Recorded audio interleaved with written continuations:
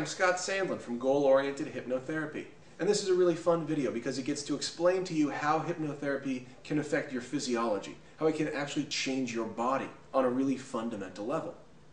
Because there's a lot of people talking about the mind-body connection these days and how it actually works. Some people, use scientific terms and really nail it down. Some people use really loose pseudoscience and sort of airy-fairy metaphysical things, and that's fine too. And what I'd like to do is explain this in a really practical way, without having to use clinical studies or chemical analyses or anything like that that's just boring. But I want to do so in a way that's concrete for you. And so in doing so, what I'd like you to do is think about your brain like a crowded bar or nightclub, a popular place that people get together at to sort of mingle and get to know each other. And what I'd like you to do is imagine that every single person in that bar represents a thought or belief or experience or an understanding within your mind. And they're getting along pretty much, without any incident. It's all just sort of comfortable and getting along. And just like a crowded bar or nightclub, there's a line outside. There are people, thoughts, beliefs, experiences waiting outside to potentially get in. And I say potentially because just like a bar or nightclub, your brain has a bouncer. And that bouncer is called your critical factor or your critical faculty. And the name's not important. What is important is what it actually does. Because, think of it like the bar. The person walks up and says, I'd like to get in. First thing he does is check the ID to make sure the person's of legal drinking age.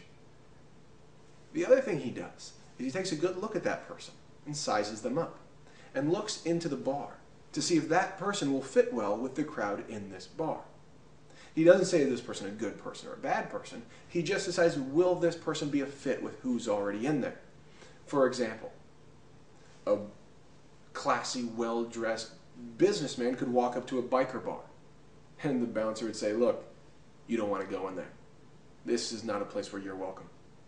Or a biker could walk up to a country club and they could say, I'm sorry, you don't meet the dress code. And so on and so forth with all those different examples. And it's not a value statement. It's not about saying one's better than the other. It's just about saying what matches. So a possibility, an opportunity, an emotion, a belief gets presented to you. And your critical factor decides if it's like all the other beliefs you already have inside your bar. For example, if I were to say something to you that's totally abstract and untrue, your best friend is really an evil spy who's plotting against you.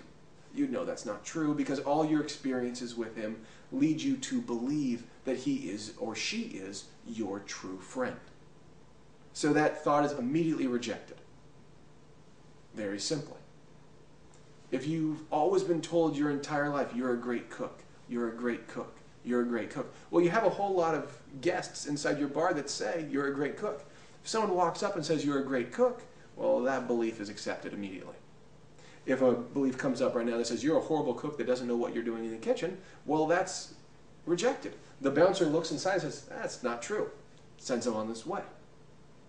So now let's go into the bar and understand how your brain actually works. Because everyone's getting along and they're all really similar people. And because they're really similar, they all order the same kind of drinks. Not necessarily one, but a few different drinks that are really common in this place. And they do so by obviously going up to the bartender and asking for a drink. And when they do so, they don't ask for the ingredients of the drink mixed together. They just ask for the drink. And when I'm talking about drinks, really what I'm talking about is the chemistry of your body. Because an emotion walks up, or a thought or belief, and says, I'd like some happiness, please. And the bartender mixes up a little dopamine, a little serotonin, maybe just a little bit of adrenaline, and hands it to him and mixes it all up in just the way you'd say, I'll have a White Russian or a Long Island iced tea. You don't need to know the exact portions or proportions. You just need to know the name of the drink that you enjoy. And so that's what your beliefs and your thoughts and your experiences do. They order drinks, and those drinks represent chemistry. Because you've experienced this in your life. You've gotten excited or scared or anxious about something and felt that adrenaline begin to be produced and sent through your body. You've been relaxed and peaceful and felt that cool serotonin. And you didn't use names like adrenaline, and you didn't use names like serotonin. You just recognized the actual cocktail and how it was mixed together. And you enjoyed or didn't enjoy its effects. So what hypnosis is designed to do is go into the bar and start ordering other drinks. And the reason for that is because this bartender is a very smart guy. He knows the clientele that's coming in every day, and he knows the drinks that they like. So he keeps those ingredients right on hand, right in the well, ready to be mixed. He might even have a whole batch of it pre-made as sort of a house special. And even in the back, in the warehouse, in the storage, or underneath in the basement, or wherever they keep it, they have on back order, on supply, a whole lot of those different ingredients. And so what hypnosis does is seize that, because that's where your body works. It's designed to build more and more of what you're used to building. So if you're used to building, say, frustration, well, it's easy to make more frustration. The bartender's good at making frustration, and he makes frustration over and over and over every day. If you're used to making happiness, well, it's easy to make happiness. It's just like going to the gym and lifting weights.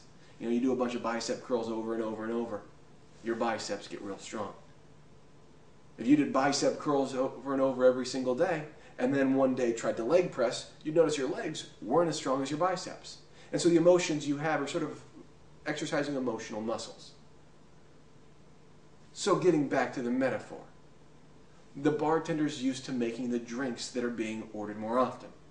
Hypnosis comes in and sees, well, we're making a lot of frustration lately. What if we switch that? So hypnosis starts ordering drinks for everybody and making friends with everybody, and everybody likes him and he's getting along well. And hypnosis is saying, you know, I'll get a round of this for everybody. I'll get a round of this for everybody. And the bartender starts saying, hey, hypnosis is a big tipper. Hypnosis is a fun guy. And he starts letting hypnosis start ordering drinks for everybody. And everybody starts having these new drinks. Well, pretty soon hypnosis becomes the popular guy at the bar. And he gets to start throwing events. And he creates a guest list. And so new people come up that wouldn't normally show up.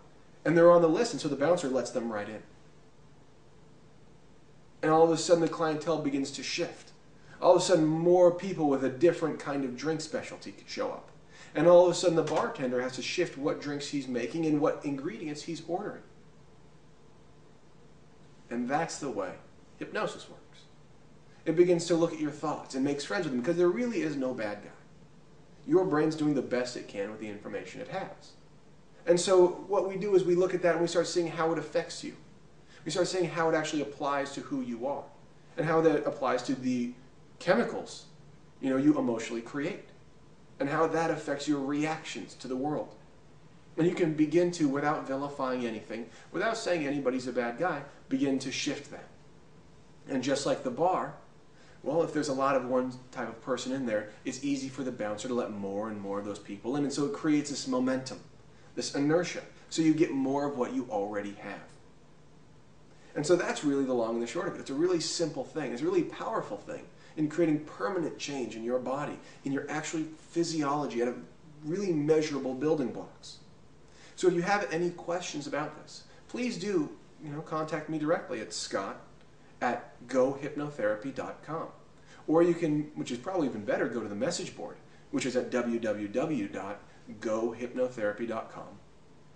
And you can post a question that you have about this. And in doing so, you can get responses from a whole bunch of different people, trained and untrained in hypnotherapy and different modalities.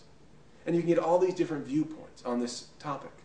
And if you have a question, it's a high likelihood that somebody else has the same question. So you can even search the message board. And in doing so, you could get the answers immediately, an instant gratification. And all that's free, which is always a nice thing.